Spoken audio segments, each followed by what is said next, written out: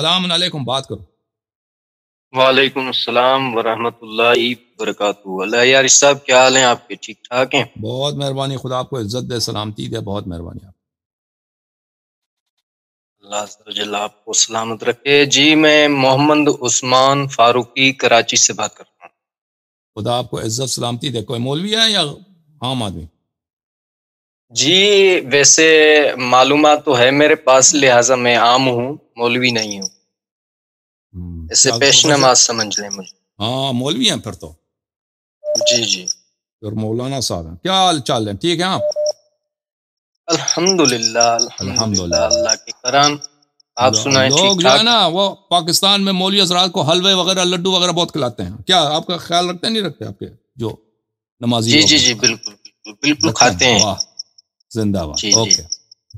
حکم کریں مولوی صاحب۔ جی میرے کچھ سوالات تھے اور کچھ حوالہ جات آپ کے لینے تھے۔ تو میں نے آج تک پاکستان میں شیعہ میں آپ جیسا عالم نہیں دیکھا۔ میں آپ کا خادم ہوں۔ یا ہاں، یہ آپ کی میں تعریف نہیں کر رہا بلکہ ایک حقیقت بیان کر رہا ہوں۔ علم کے لحاظ سے آپ جیسا کوئی بھی بندہ آج تک شیعہ میں نے نہیں دیکھا۔ آپ کی تو مہربانی ہے شیزن۔ میری خواہش یہی تھی کہ میں آپ ہی سے یہ سوال کروں تو بہتر ہے۔ جی جناب، جی حکم کریں۔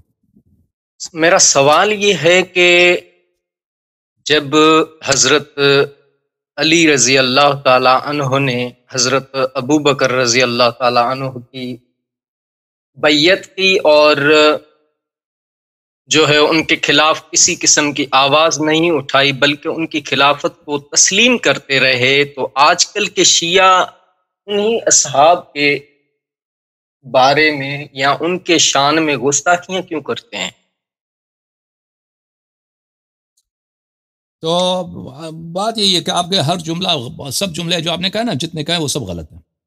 کہ امیر المؤمنین علیہ السلام نے بیعت کیا ہے، ان کے خلاف کچھ نہیں کہا ہے اور ان کا جی ساتھ دیا ہے، یہ سب آپ کے مقدمات غلط ہیں۔ امیر المؤمنین علیہ السلام نے ابو بکر کا ساتھ نہیں دیا ہے، ان کی بیعت نہیں کیا اور ان کے خلاف خاموش نہیں رہے۔ امیر المؤمنین علیہ السلام ابو بکر کو باطل خلیفہ سمجھتے تھے، ان کے خلاف تلوار اٹھانے کے وہ جائز سمجھتے تھے، بشرطے کہ ان کے پاس ساتھی ہوں۔ ان کے پاس ان کو ساتھی نہیں ملے، لوگوں نے ساتھ نہیں دیے، اور اگر وہ خود فرماتے ہیں، بہت سارے روایات ہیں ہمارے پاس، کہ اگر میں تلوار اٹھاتا تو حسن حسین علیہ السلام شہید ہو جاتے اور رسول اللہ صلی اللہ علیہ وسلم کی نسل اقدس کٹ جاتی، اور وہ لوگ جن کو رسول اللہ صلی اللہ علیہ وسلم نے بہت محنت سے مسلمان بنایا تھا اور بہت محنت کر کے ان کو مسلمان بنایا، وہ سب مرتد ہو جاتے، دین سے خارج ہو جاتے۔ تو اس لیے میں نے تلوار نہیں اٹھایا، کیونکہ ساتھی اتنے نہیں تھے اور پیروزی کا امکان نہیں تھا، اور پھر رسول اللہ صلی اللہ علیہ وسلم کی جانب سے بھی عہد یہی تھا کہ اگر ساتھی نہ ملے، آپ کو آوان و انصار نہ ملے، تو آپ ان کے ساتھ جہاد نہ کریں۔ تو امیر المؤمنین علیہ السلام نے جہاد نہیں کیا ابو بکر کے خلاف، لیکن وہ ہمیشہ بولتے رہے۔ انہوں نے ہمیشہ جہاں بھی ان کو موقع ملا، انہوں نے اپنے حق کا یاد دلایا ہے، اور ان کے کئی مناظرات ہیں، استدلال ہیں، شیعہ کتب میں موجود ہیں، کہ انہوں نے کیسے خلافت ابو بکر میں مختلف مواقع پر خود ابو بکر سے، بقیہ صحابہ سے کس طرح انہوں نے استدلال کیے۔ کہ ہمارا ایک کتاب ہے، کتاب الاحتجاج، تبرسی صاحب کی کتاب ہے، میں جی کتاب آپ کو دکھاتا ہوں، ایک منٹ۔ جی میں نے دیکھی ہے وہ ہاں، تبرسی صاحب کتاب کی۔ جی الاحتجاج ہے یہ عزیزو، کتاب الاحتجاج، احتجاج التبرسی، یہ بہت موٹی کتاب ہے۔ اس کے ایک اور اسی جتنا ایک اور بھی جلد ہے، اور ایک اور کتاب ہے کتاب بحار الانوار میں کتاب الاحتجاج، اس میں بھی کتاب الاحتجاج ہے۔